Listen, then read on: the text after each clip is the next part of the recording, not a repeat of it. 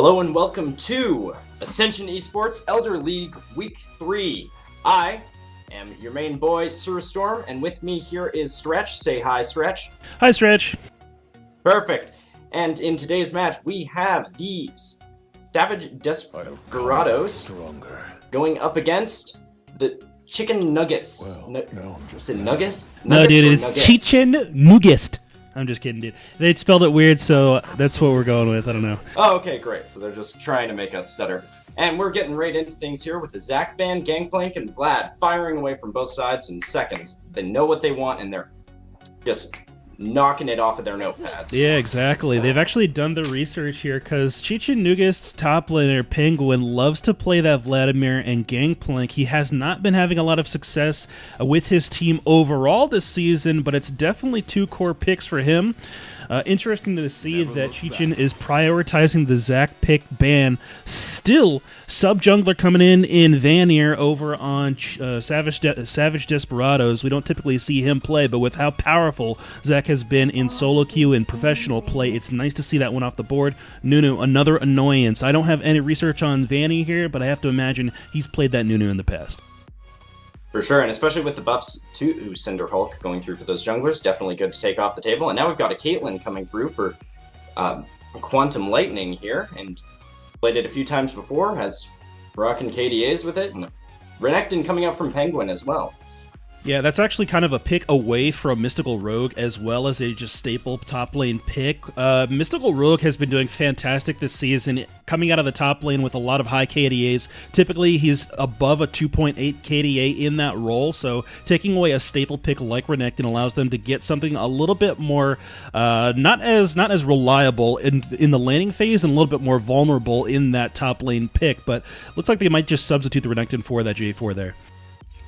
Yeah, and it's sticking with the same theme of nice aggression. And then there's a Soraka pick coming up from Miku. Fits their kind of passive style here. And Rita Rabbit looking to deny any attempt at passiveness out from the opposing bot lane. Yeah, not only that, but Rita Rabbit loves to play this Rakan. We've seen him a couple times on it this season, and they've been having a lot of success with it in pairing it with him in Quantum Lightning.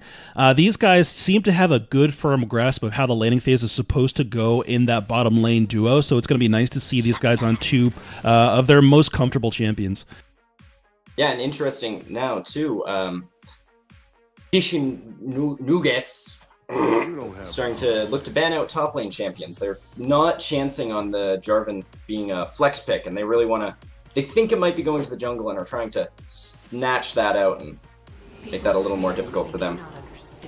Yeah, not only that, but these guys are just making sure that they've got a lot of healing going on here too. Warwick is a champion that if you get him rolling and you get him with a couple tank items under your belt, Soraka behind him actually makes it almost impossible to kill this guy. So healing reduction going to have to be a huge factor for the likes of the Savage Desperados. Otherwise, they're going to be in a situation where they just cannot get past this front line. And a few more bans coming out here. Ooh, a little bit of a BM ban out from Savage Desperados. Really looking to, I guess, assert their dominance in this matchup here. Yeah, the Aatrox ban away, a little bit odd there, but the funny thing is that they've really constrained Penguin's pool quite a bit. Interesting that they've already done that, though, because, like you were saying, it is kind of a little bit of BM, considering that the top lane has already been picked up. I think that they just couldn't find anything that they really wanted to throw away in that last slot, considering they've got so much stability on their roster so far. Yeah, for sure. Always good to just kind of keep with the fast pace that they've had in the champion select so far, just knocking it out to keep the Chicken Nuggets really thinking quickly in their draft and going through. And an Ashe pick followed by Lissandra coming out the next parts.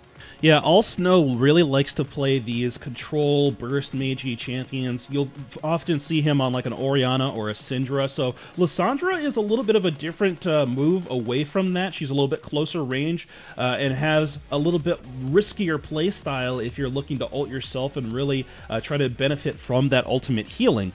But what I would say is that All Snow should probably perform fairly well here. He's really stable in the mid lane, and it's going to be interesting to see how the Chicken Nuggets respond here. Yeah, a nice bit of safety, and then the Draft gets dodged out of. See what that's about pretty soon. I would have been inclined to think a placeholder, but they've didn't lock in the last pick.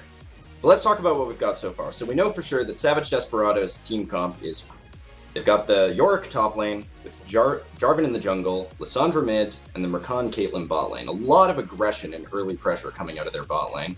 And really across the map, they've just got a way to fire again and again and again.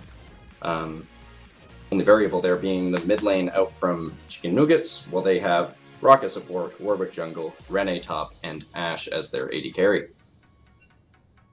Yeah, just thinking about these two team comps here, there's a lot of pressure that can go down in that bottom lane. The Soraka doesn't have any mobility, and with a J4 coming out of the jungle and a Rakan support, it's very easy to get a double knock-up setup there and really make it uncomfortable for the Soraka to stay in that lane. Not only that, but Caitlyn's already going to have a lot of long-range poke coming out of that role already, so I expect the health bar of Soraka to not be very high, considering that Rita Rabbit and Quantum Lightning have great synergy there, and I don't expect them to be taking a lot of starfalls. So a lot of pressure available for Vanier down in the bottom side of the map, and I hope to see him take advantage of it. On the other side of the board, Penguin in the top lane has a lot of mobility to get out of that Yorick ring. So not likely to see him getting very locked down there, and the trade should be fairly clean as long as he's able to manage the ghouls properly. So if it is in fact a Yorick up in the top lane, we should have an interesting matchup in the head-to-head. Yeah, absolutely. A lovely amount of aggression going into that lane. Oh, and it looks like the York must have been a placeholder for the Kled here. Yeah. Mystical Rogue Kled. Actually kind of impressive to see him pick that one up. Very, very aggressive champion. It's kind of an oddball pick. It's not something you see very often, but Mystical Rogue is very adept in that aggressive play style. So Kled is a champion that you have to know, even when you're about to die, sometimes it's just best to stand firm and fight it out. Being able to get Skarl back is a huge boon for you in the lane, and Renekton is actually kind of a difficult matchup for Kled just because the amount of mobility and trade options that he has in that head-to-head matchup. So it's going to be interesting to see how the Mystical Rogue prowess plays into that Penguin Renekton. If he's not dismounted too early on in the game, he should be fine, but if he's knocked off the mount at level 1 or 2, he might have a hard time. Yeah, for sure, and if he can carry through that lead, then there's a really exciting comp coming out of Savage Desperados. They've got all in from every part of their composition, excluding the Caitlyn.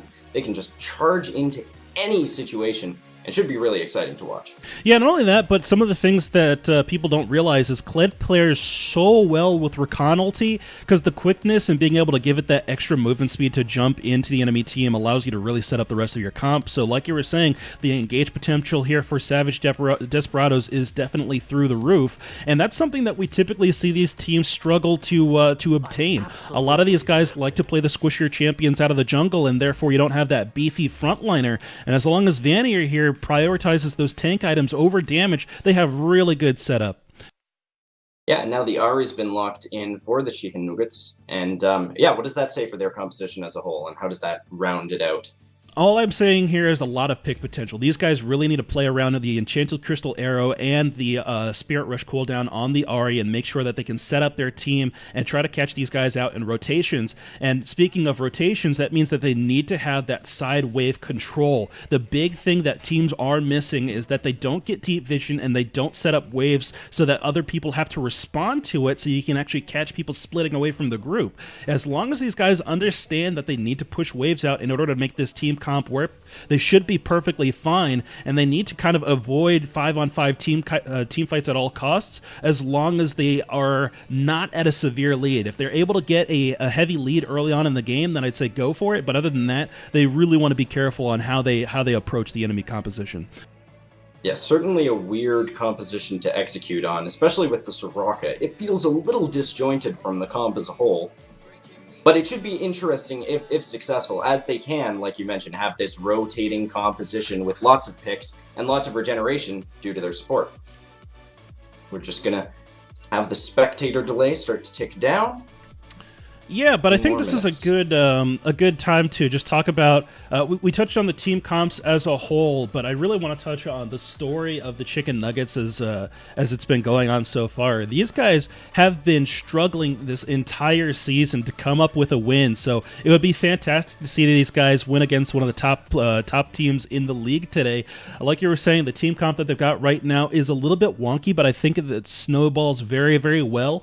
Ari, Renekton, and Warwick are three champions that are very difficult to deal with when given a lead, just due to the mobility, the sustain, and the amount of damage output that they have in their kits in general. So I think that if Asterisk really focuses around the top side of the map, they can find some really good success. Yeah, for sure. And their bot lane's got enough utility that all they really have to do is just survive and push on through and get the Ashe arrows out in the late game and Soraka heals. And yeah, just have this top-sided focus that should set up for a neat game. Chat saying that the Chicken Nuggets composition gets hard countered by the Executioner's Calling. One of the literal, like in this situation, it's probably top one, like best item that you could get if you're the Kled or the Caitlyn, just because it shuts down so much of the healing of the enemy team. So you are not wrong, oh wise chat wizards. But yeah, that being said, if the Morellonomicon gets finished up by Lissandra and the Executioners by Caitlyn, it's going to be a hard life for these guys on the side of Chicken Nuggets. Yeah, a little bit less sweaty for them with the changes to how AD carries build, and Caitlyn being less likely to go for a Runons and spread it onto everyone, but still really tricky, especially given the kind of low health nature of all of Redside's healing here. With that lower health nature of it, Morellonomicon would be perfect to counter it out. It's not one of the healing situations where you will never actually see the Grievous wounds applied to the character before they can heal back up. Yeah, definitely true. And I think Grievous Wounds, like you were saying, is just that much more devastating on champions who benefit from low HP healing. Things like Olaf, Volibear, Aatrox. These champions who have to get low to get benefit out of that healing just end up getting executed at the end before they can even get the healing. I think probably the biggest sufferer of that is probably Mundo, who kills himself. He kills his health bar in order to get more HP back. You end up just eating a chunk of your own HP and then falling over, and you feel terrible about it. But we'll see how these guys end up itemizing to try to mitigate that fact. And I guess in 10 seconds we'll step into the loading screen. Yeah, and you would think it would be Gragas who would be falling over as a result of kind of poor choices with his health bar rather than Mundo, but just how it goes through. And finally getting into the loading screen here, and we'll be on the Rift in just a second.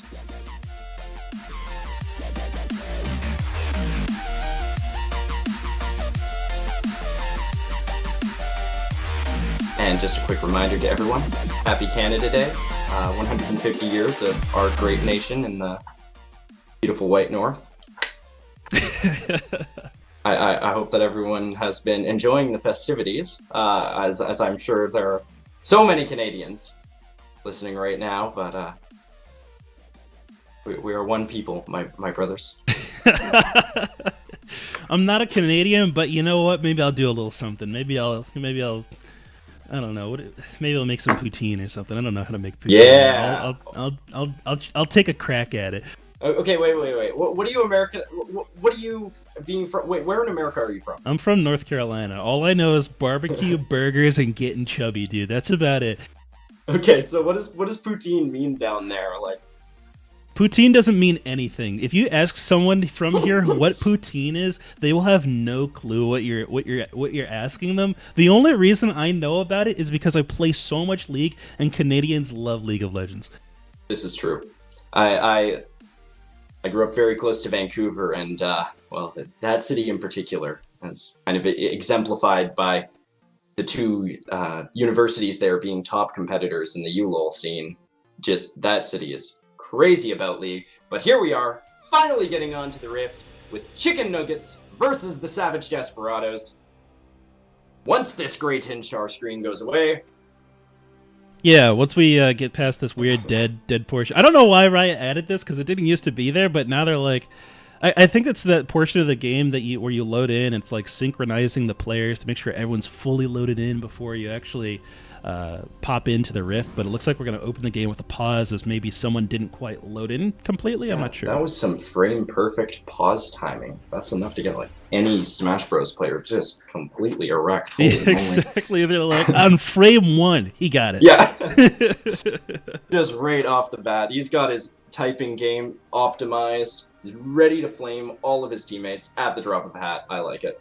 Yeah, but it looks like we've got a little bit of a network issue coming out of, I think, IGPDD on Chicken Nuggets here. So router reset there.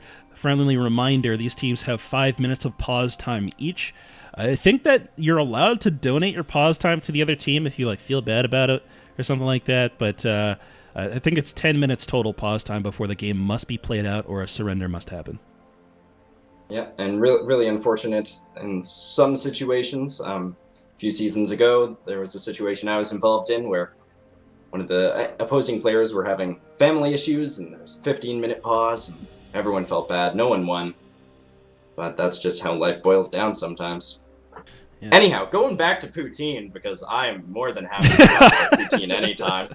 I swear, I go down to the States and I order a poutine, and they just bring me like some crappy fries with like some thin gravy and cheddar cheese on top. It's yeah, dude. Ugh. Look, dude, we have no clue what we're doing. You gotta get some real Canadians down here to teach us, because we're totally happy to put cheese, fries, and some thick gravy together. It's just that we don't understand like the order that it's supposed to occur or like what kind of like stuff is supposed to happen there. Like, I don't know, man. The difficult thing is getting good cheese curds. Because out east, you can get good cheese curds where you can store them at room temperature, so you just chuck them on the fries, and then the gravy melts the cheese. But out west, it's a bit more difficult to acquire them, so you have to store them in a fridge like you would with most cheeses, and then put it in the oven or something before putting on the gravy to melt the cheese over it. And now we're finally into the game, where we're seeing teams.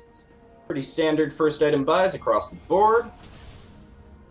Yeah, very standard, actually. The interesting thing that I'm seeing, actually, is Mystical Rogue picking up the Doran Shield up in the top lane. Because Kled is probably one of the most aggressive top laners that you're going to have, and the fact that he's looking to be running that Fervor for Battle, you'd expect him to go Doran's Blade, but the amount of pressure and control that Renekton has from range is so difficult to deal with that he's just looking to mitigate whatever damage he can at level 1 and 2, and then look to get to level 3 as safely as possible. Yeah, and it doesn't serve to hurt your laning phase at all. You can still shove waves, tank the other passive on it. Another thing I'd like to draw attention to is actually the support item buys. The Ancient Coin on Soraka, since the change, has become a lot more risky as you have to walk forward to get the procs. And Spell Thieves, thanks to the quest line, is phenomenal on her. In late game, getting that one Starfall off and just zipping off to safety in no time. And then on the flip side, it's actually Rakan we see with the Spell Thieves, and so he'll have to keep up, or he's looking to keep up, really high amounts of pressure in this bottom lane and constantly reproc that, whereas usually you see Rakan's opting for the coin, but should be interesting to see how that plays out as a result. Yeah, I think that those item buys really speak to the player's playstyle rather than the champion playstyles. Rita Rabbit is an aggressive support, loves to get in there and get his hands dirty, whereas Mimikyu is just going to be sitting back, chilling, trying to not really get in too much danger. The one thing that I will say about that Ancient Coin purchase is it no longer provides any early game health regen. You used to provide health on minion kill. Now it's all about just mana and gold. So not really the best thing that you could have in a Soraka early game, but if you're looking to just hang back and chill, I think that's really all you can really look to get. Yeah, and definitely so. Miyuki, just based on the champion pool, seems to be quite a passive player, having played exclusively Karma and Janna in the past. But just likes to peel for the AD carry, be that good, helpful, kind-hearted soul that we all desire in our lives. Yeah, actually, I like a support that's just going to go in there and slap someone in the face when I play AD carry, because I am just absolutely... I cannot be held back. I need to be muzzled when I'm down there in the bottom lane. I am just absolutely ridiculous. Oh, a little bit. Oh, and now a bit of a trade coming through. The grand entrance will go wide, though, and things should reset back to normal. Yeah. Level 2 gets hit there, so Mimikyu probably going to just do a little bit of healing. No problem whatsoever. Top lane very pushed in so far, though, as Mystical Rogue, once again, like I was saying, having a hard time dealing with the amount of wave control and pressure that Renekton can throw down at level 1. It's so difficult to control that wave. Oh, Grand Entrance gets 2 of them. Not too much to come of that, though. A few more auto attacks. Just a little bit of a reminder as to who's in charge in this bottom lane. Yep, Rita Rabbit once again showing off that aggressive support play that he loves so much. Top lane gank, though. Oh, and here we come in. Varn, he goes, misses the knockup, a flash away. Got some trades in the mid lane coming off the back of that. And that's a flash down for Renekton and Jarvan.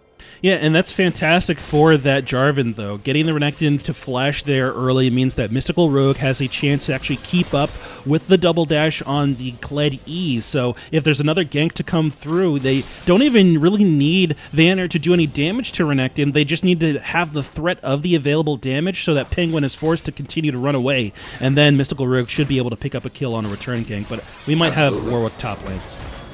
He's going in here onto Mystical Rogue. Mystical Rogue gets feared backwards. He's getting hit up. Skarl dismounts. Going under the turret. Gets a bounce back. Doesn't even have to burn the flash when all's said and done. Yeah, well played for Mystical Rogue to make that escape work for him. Now, the reason that you see him actually recalling there, despite having that potion in his inventory, is that it's so difficult for him to remount against Renekton in that health position without putting himself in danger of dying, that he just has to refill his health bar. And this is why Kled against Renekton is so difficult early on, is that dismount early game is so hard to deal with because you have no threat in order to get yourself back onto Skarl. So him recalling there for free is fantastic for him. Looks like he won't even miss a minion here. Yeah, it opts to save his teleport, and doesn't miss a minion out of it, which is phenomenal. That means he will get to retain it, even after all the things that have been thrown his way in his lane. And then he'll have that for when that Infernal fight comes up, which should be a pretty big point for both of the teams. Yep. Mid lane looking fine, bottom lane under control, so everyone just kind of hanging out for now. Renekton up at the top lane, let's talk about that item purchase. Definitely looking to rush straight forward towards that Tiamat buy. Penguin looking to have even greater minion control over Mystical Rogue, who's looking like he's going to opt for an early Ninja Tabbies here based on that cloth purchase, but once again, it means that he's going to have a hard time controlling the minion wave, and due to that fact, Penguin's got to have a lot of pressure here. Yeah, absolutely, but all the lanes, remarkably, even in CS across the board, even in the jungle, now a Grand Entrance comes through from Rita Rabbit. He's just going to dash back, take that. Don't want to fight through a minion wave quite that large. Yeah, probably just looking to proc that support item. Like you were saying before, he's got to be very aggressive. He wants to match the gold income that Mimikyu is going to be getting out of the Ancient Coin, so he really needs to take advantage of almost any opportunity that he's got to make that Grand Entrance occur, or that little health skill shot. Either one of those two, fantastic for his gold income. Yeah, and now the first back comes through for the bot lane of the Nuggets, and we see a Cull purchase, as well as a Nomad's Medallion. Both of these items just screaming, we'll just play it safe and farm, fam. We're just gonna relax a little bit. Yeah, just hang out, scale up, do what you can to get out of this laning phase with some gold under your belt. And yeah, Loose Cannon just looking to chill out here, like you were saying. But drawing your attention to that bottom lane items. Actually, mid lane kill maybe. A little bit of a trade. Oh man, the ult goes under tower. Barrier comes out, and Vanir comes in to secure first blood for the Savage Desperados. Yep, Savage Desperados. All Snow going very, very low there. The barrier coming out at the exact moment it needed to mitigate that last bit of damage. The Ignite not being able to come through there, and Vanir able to pick up an assist really easily, or a kill with that flag. And meanwhile, Astrus, he's able to solo the Drake. Just been whittling that down for the past 30 seconds or so while other things are going. Now there's some trading happening in the top lane. Penguin's going in onto Mystical Rogue. Forces out the flash, cannot follow with one of his own, thanks to that level 3 bot gank out of Vanir. Yep, top lane, looks like we might have a deep dive from Penguin. A bit of a stun, he's out of the turret range, it's a little safer for Mystical Rogue. Can he get the remount? He backs off after a few hits. Some nice aggression coming out of Penguin. He's really got the lane under him for the time being. Yeah, Penguin just has so much minion pressure. He's able to continually push Mystical Rogue in under that tower. The one thing I will say is that Mystical Rogue probably could have continued that chase a little bit more. With the stun down from Renekton, he didn't have any threat of a return burst coming through, but he might be just looking for a quick remount here. Even then, I wouldn't even queued there. I would have just stepped forward and looked to immediately re-engage and try to take out Penguin. Having that ultimate down for Renekton is a huge win here for the Kled in the top lane, especially with his ultimate available to him. Absolutely, and you probably could have even gotten that the remount off of just that one auto attack at the end there. And now things are developing. Astra's kind of sniffing around top lane with his canine nostrils and seeing what he can find. He looks like he's going in a little bit more. Penguin's going forward. Bear Trap on a rope is able to keep him away. And Astros will not be able to find anything. Another gank dodged by Mystical Rogue. Yeah, he's pulling a decent amount of pressure up here in this matchup and getting away with his life every single time, so good on him to make sure he maintains control of that situation. Just glancing back down in the bottom lane really quick, Quantum Lightning with the Executioner's Calling Rush is giving this bottom lane so much trouble. They're able to heal up for now, but in the past trades, Loose Cannon has gotten so low, it's been difficult. Oh, and a two-man grand entrance comes out. Miyuki's going low. Piltover Peacemaker goes wide. Now he's stuck under turret. Rita Raptor almost able to get away, but Penguin comes in with the TP. Now he's on to Quantum Lightning. He's looking for more. Loose Cannon not able to follow up with an enchanted arrow as he burned it earlier. And Penguin able to secure a double kill off of a great TP play. Yeah, Penguin was looking for that aggression to happen. He knew it was coming and was able to capitalize. Now there's something going in on mid lane. Another gank coming through onto PDD. He goes back. All Snow gets taken down by Astros. Junglers both take out the mid laners. Now Astros, he gets the infinite duress onto Vanir, and Penguin comes up to help him clean it up for a quick double kill. Yeah, not only that, but we've got Rift Herald spawning here in a couple of seconds, so having two people down on the side of the Savage Desperados means that you might have a window where you can pick that up. You got a lot of sustain in that Warwick, and with the amount of pressure that's being thrown down onto Mystical Rogue in the top lane already, you might be able to set yourself up for a dive between Penguin and Astris and just really, really punish with that Rift Herald. So if they end up going for that thing, I look to see for a dive top lane. Yeah, absolutely, and this just shows the Rift Herald has become a very interesting, contentious point for teams this split. Astros starting it up already, looking to solo another objective, possibly have Penguin roll down and to help him secure that. And now things are sort of continuing their fashion, but it'll be interesting to see how Savage Desperados responds to this Rift Herald take, if at all. Top lane just trading a little bit there, but yeah, we're going to have that rotation out of Penguin, just making sure that his jungler doesn't take too much life or that the enemy jungler doesn't walk in. I like the amount of coverage that's coming out of here from Penguin. This guy's got a really good grasp on what it means to be a top laner. His TPs have been on point, his lane control is exquisite, and he's really showing off this match. Yeah, and it's been great after having a little bit of problems with lane pressure in the past, and now Warwick disconnects with another frame perfect pause. A little bit of a worrisome trend with the disconnects off of Chicken Nuggets, but at the end of the day, they're rocking a 1,300 gold lead at the 10-minute mark, which is pretty interesting. They've got the Infernal Drake and the Rift Herald as well. Yeah, and I'm excited. It's interesting because a lot of that gold lead is completely contained on their front line. It's both on Astros and Penguin, which is, you know, a lot of people say you want it on the damage, you want to be able to have the damage dealers be strong, but having your front line just absolutely able to dive and stay alive and do a lot of damage themselves is not a bad thing. Just because there's a lot of good tank items out there, there's a lot of good bruiser items out there that can open up a longer window for your backline to have opportunities to do damage. So Penguin and Astros having the majority of that lead is not necessarily a bad thing.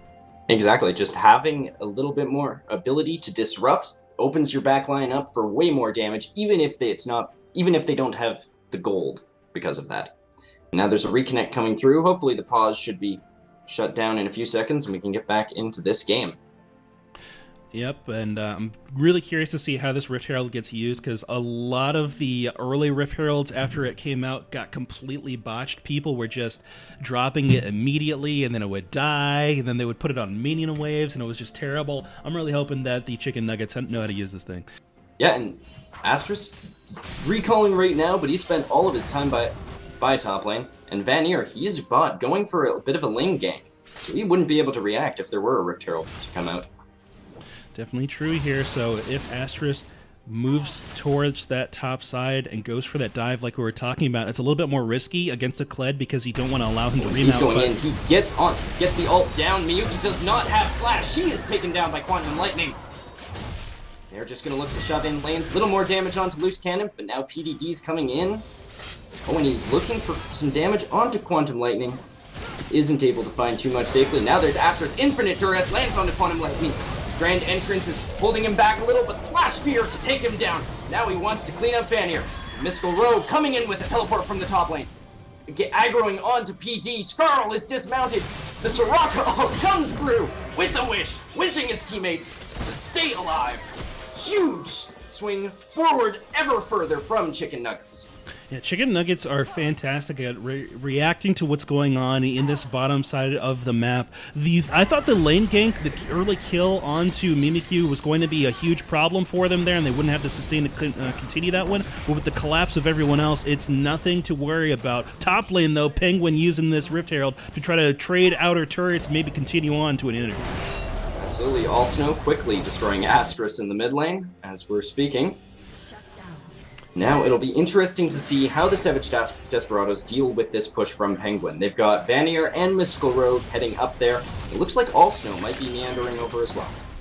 Yeah, 3-man collapse there. It does open up a window where they might be able, or the Chicken Nuggets might be able to respond with a Dragon take. That next Drake being that mountain means that they'll have a little bit more opportunity to get Drakes past that, dragons, and turrets, so if they are able to pick that one up, maybe it might be a game that's really focused on neutral buff control from here on out, but looks like they're giving up their pressure there to get some more stability in their items. Yeah, absolutely. Nice buys coming through across the board. Interesting out of Penguin, opting for the Ravenous Hydra over the Tiamat, really going aggressive with that. Yeah, and the reason is because if you have a Ravenous Hydra, it allows you to actually gain more health than the Titanic Hydra would. Now, your burst damage is lower because the amount of burst that the Titanic Hydra can throw out is immense and allows you to scale in a tankier way with your health. But the healing that you typically get out of Ravenous in a 1v1 scenario, I guess, especially against someone with percent health damage like Kled, you actually get more tankiness out of that healing. Now, if Kled ends up going in Executioners like Quantum Lightning has in the bottom lane, it completely throws that mentality out the window, and you need to hard swap back to a Titanic. Yeah, and interesting to see, even after the bad first few weeks, Penguin, he has faith in his ability, and he's just going really hard on this constantly. Oh, but now a little bit of action maybe. Vanier coming out, and he get the TP off Will. Bear Trap on a rope, and it pulls him out. Penguin's in a bit of a sticky situation now. The ult comes forward. Vanier dives in to quickly clean up the kill. Yep, with all that happening, though, the Chicken Nuggets respond in kind with that Dragon take on the bottom side of the map, picking up that Earth Dragon. Two people up the top lane does give them the ability to try to push for a top outer tower, and still, with the pressure going down to mid lane, there's really no one on this side of the map to respond. Yeah, absolutely, and an interesting swing that's happened is bot lane having more pressure with the turret gone. Quantum Lightning and Reader seem constantly shoved into their inner turret, not able to secure the vision and the resources from their team to acquire that pressure to push forward into their lane a little bit. So now, Savage Desperados in a bit of a tricky spot, where they've got 3 losing lanes. Yeah, and a lot of it is attributed to those roams to the bottom lane. Penguin starting that one up with the early double kill, but top lane roam from IG PDD. I don't know if he's going to be able to find something here. Why? Bear Trap on a rope. Not going to connect. Asterisk coming through. Perhaps the shield. Dismount. Not quite enough to dodge the fear, but gets hooked up by the Infinite Duress. And now there's a bunch of damage coming on to TSM Loose Cannon. A nice Grand Entrance combo from Reader Rabbit. Double flash forward to finish off the kill. Now Penguin, he's on to Quantum Lightning. Almost dies to the turret. Still willing to get a few autos in. Now Astrus and PDD, they're back in black, looking to clean up the kills. PDD takes it. Now they're going to be moving on to All Snow, or just taking the wave kill and looking for pressure on the turret. Yeah, and look at how dominant these guys look this week. Chicken Nuggets are really showing their stuff, getting a lot of good rotations off, getting good picks here. They lose their AD carry early on in that fight, but they completely make up with it with the roam from PDD and Asterisk. So these guys know exactly what they're looking for in this match, and they're going to continue to play this pick-oriented play style, and maybe just end up putting Loose Cannon in a position where he's more of a utility AD carry, not really relied on for that damage because they've got so much of it coming out of both Asterisk and Penguin already. Absolutely, and PDD, he's been kind of a silent contributor to this game, but he's looked great, has had constant mid-pressure, has just been rocking a 30 CS lead despite having a few early ganks thrown his way, and has now had some nice roams to kind of keep his team in certain fights and snowball himself, and it's been some really nice things to see out of him. Yeah, very good here, and you'll notice now that the Savage Desperados are kind of falling into old habits, putting a lot of pressure down on the mid lane turret, trying to get this last little sliver of health down, and it opens up a window where the Chicken Nuggets can kind of put pressure on these side waves. If they don't actually take this thing down quickly enough, they're going to end up in a situation where they get pulled away from the bottom lane, and maybe it opens up a window for Chicken Nuggets to start playing around the top side of the map. Yeah, absolutely, and while they could have that top side of the map play, Baron not on the table for another 3 minutes. Vanier, he goes in, not able to find too much. MBQ and PDD able to hold their ground, retain their pressure in mid lane. Yeah, right here, I wouldn't even bother having Loose Cannon actually roam up to mid lane. He's not contributing too much additional to the cause. I just have him push that minion wave into that bottom lane inner turret and try to get some damage on it. As long as you have the pressure on this mid lane outer from Chicken Nuggets, you can prevent people from wanting to roam, and the second that they do, you've got hard engage through the PDD and Asterisk, so you can definitely catch people out. Yeah, absolutely. Looks like they were just pulling him up, though, to get a safe back for PDD without risk of losing the turret. They're holding on to this pretty tightly. Now Asterisk, he's looking for something onto Banner. Gets the fear, a few auto attacks coming out. Flag and drag, gets him to safety. Now they're on to Reader Rabbit. Bunch of damage on him. Enchanted Twisted Arrow finishes him off really quickly.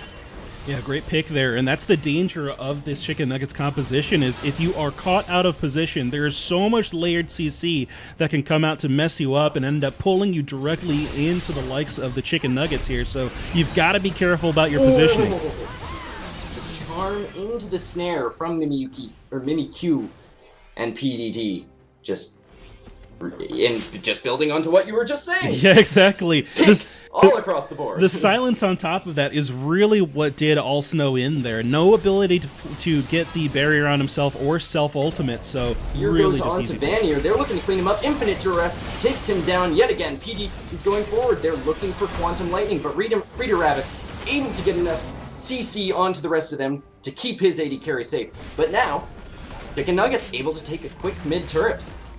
Yep, 5-man stack here in the mid lane. It means that they're going to go for 2, and they've got a good window here to start putting pressure in the enemy jungle, get a lot of deep vision, and start taking control of the entire map, and constrain the income of Vanier in the rest of the Savage Desperados. You see them already rotating down to the bottom lane, getting this vision coverage, and looking to get control of that bottom lane minion wave before recalling and probably playing around this Baron that's coming up in 35 seconds.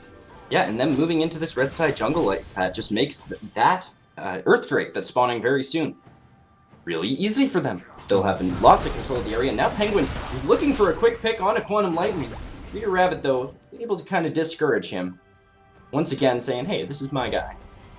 Yeah, and he needs to be careful going for plays like that. He doesn't have the Tiamat auto attack reset from Titanic Hydra, so he doesn't have the additional burst. He's basically just kind of got the same damage going on, but with an animation cancel in there. He needs to be careful not to be looking for too many plays like that, because I think that that Rambo hero mentality of look at what I can do is probably the only way that they throw away this match right now. Yeah, and he went for a pick like that while sitting on about 1,000 gold too, so really bold move right there, but nothing too harmful came out of that, and they got their reset and are looking to secure this Earth Drake now. Yeah, 2 Earth Drakes would be so good for them, especially with the amount of dominance that they're showing here. It really turns them into a huge Baron threat, having that second one under their belt. So if they're able to pick that one up, they can start playing around Penguin's TP even harder here, and they've already got this thing started. Yeah, and not even a Fenrir goes in and flashes right back out. Didn't have the vision to make that a bit more of a clean attempt at a steal. And Chicken Nuggets, another objective gone quickly over to them. Their play is looking quite clean. Yeah, they're looking really good this matchup here. The one thing I will say as well is Vanir has opted to not necessarily go the hard tank route. He feels like he needs to be able to do burst and do damage, when honestly all he needs to do is open up a window where Quantum Lightning can just lay into the enemy team with auto attacks and live as long as possible. So had he gone the tank jungle item there, the Bammy Cinder, he would have been so much more resilient in these team fights, just stacking Giants belts to the ceiling, basically, if he could. But right now, he's got to be very careful on what fights he chooses and how he approaches these, and therefore, it's hard for these guys to get back into the game with the amount of grouping that's going on with the Chicken Nuggets. Yeah, absolutely. And interesting to see out of Quantum Lightning, opting for the Runines even after the changes. What does that say for how he's going to play out the game and how their team's going to have to move around it? Yeah, I mean, he's just looking to be... I guess he's going back to the old wheelhouse. He's not looking for the static shiv and rapid fire cannon stack that people are liking to do on Caitlyn for the additional range and a little bit of burst damage. It also gives you a lot of turret pressure too, but either way, he's just looking to lower that healing as much as he can across the board. But it does mean, like you were saying, he's going to be doing lower damage than expected in these team fights, so he's got to have a lot of time bought for him if they want to match up against TSM Loose Cannon right now. Oh, and a bit of aggression out of Mystical Rogue. Oh, a nice grand entrance out of Reader Rabbit to through with PDD a little bit, but ultimate comes out of Mystical Rogue, and now there's a turn. Penguin and PDD, they're looking to kill them all in a 2v3. Whew, double kill onto PDD. Asterisk comes through to finish off Quantum Lightning and secure the outplay. Yeah, not really the best engage that you could look for there, but they're looking for anything that they can to try to get themselves back into this game. They figured, hey, a 2v3, we should be able to take this one out, but the amount of gold differential that there is across the board is just huge. And the charm comes through, knocked off the face of the earth. Yep. Good charm there coming out of PDD to secure that CC and layer it properly. All Snow looks to be the next target here. Reader Rabbit looking to see if he can peel for his comrade, is able to do it once again. And now, All Snow looking for more, a bit confused in what he was looking to do there, perhaps, but the play goes on.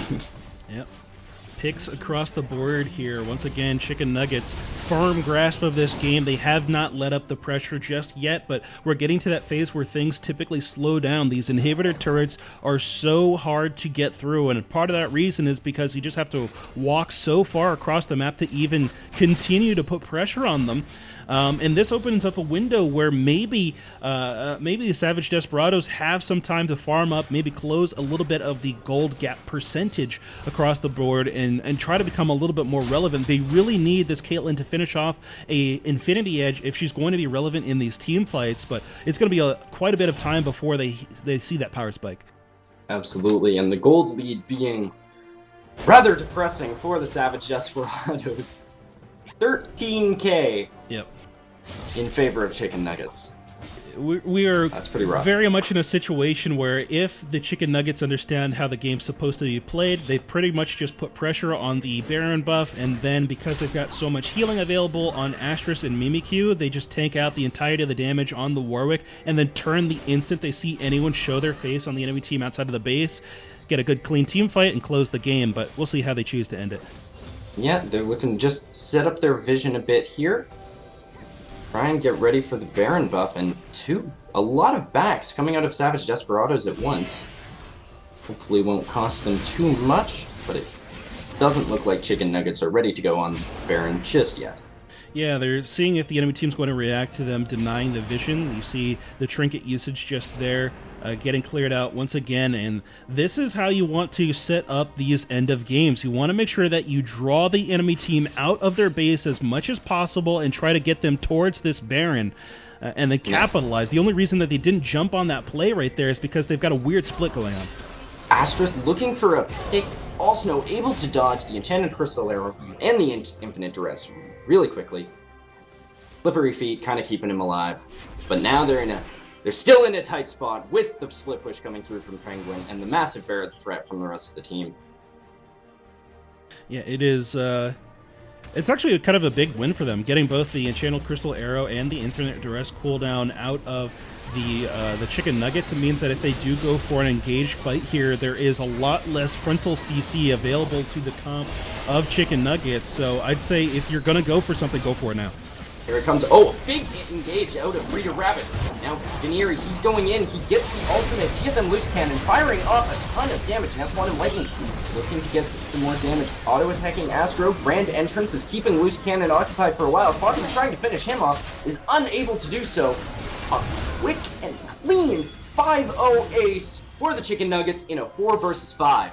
Yeah, 4v5, 5-0 ace, Baron buff picked up. These guys are looking so good this match. They look so clean, so crisp, and they know exactly what they've got to do in order to close out these games. Bottom lane, Penguin, 1v1ing all Snow, just taking him out. He's got a little bit of magic resist, but the thing that really shuts down this Lysandra is the fact that her late game burst already falls off, and then he can just heal through before he even hits the mark on the healing reduction on Morellonomicon. So, clean game coming out of Chicken Nuggets. These guys just pushing straight through for the victory. Absolutely, and it'd be interesting to see how, possibly another fight coming through here. They're just padding their KDAs. All Snow's going to go down as well. Next on the lineup is Mystical Rogue, and now they'll be closing out the game really quickly. Interesting to see how Savage Desperados will look to fire back in Game 2. Yeah, some adjustments definitely need to be made here. I thought that the largely healing-based composition of Chicken Nuggets was going to be their downfall, that they were going to get kind of countered out with a lot of healing reduction. But the fact that they were able to get such a firm grasp in the early stages of the game meant that they were able to hold on to that lead and kind of snowball it out. Yes, they had that healing based composition, but they also had some of the best snowballing champions in the game. Once Renekton gets a lead up in that top lane, it's so hard to shut him down on almost any top laner there, and with Warwick benefiting from that as well, it's very difficult to not end up in a situation where you're constantly getting dove or roamed on or just completely jumped on. And the entire game really opened up because of the early TP that came out of Penguin to that bottom lane, getting himself that double kill and really easing up a lot of the pressure that TSM Loose Cannon and Mimikyu were feeling from Rita Rabbit and Quantum Lightning. Yeah, and that was a huge turning point in the game. From there, Chicken Nuggets team comp was able to just assume this really easy role of a ton of top pressure, and just having the Ashe Soraka lane, which seemed somewhat mismatched in the team comp, doing their job really well, just being able to hold all the blows that came their way and apply a little bit of pressure, shoving in waves. Yeah, but with that, it looks like the players are ready to get into Game 2, so we're going to give them some time to set that one up, and we'll talk to you guys in a couple of minutes when we're ready to roll.